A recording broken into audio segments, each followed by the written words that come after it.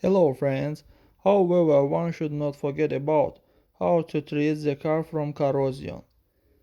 Despite the galvanized metal used in the production of cars, as well as the basic anti-corrosion agent applied at the factory, the new car immediately after purchase will not be damaged by additional processing of joint, welding points, all accessible and especially hidden cavities, entry shoals, doors, fenders, with a special compound like Dinitrol, Tektila or Movil.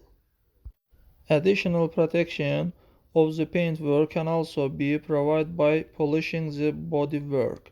Experts recommend doing a soft polishing of the car at least a couple of times a year in the off-season, deep under the skin, or with abrasive pasta that removes the upper part of the varnish layer are produced 1 to 3 times over the entire life of the machine. Also, an anti-gravity protective film can become an obstacle of the way at water and chemistry to the body metal, with the pasta over both individual part and the entire body of the car.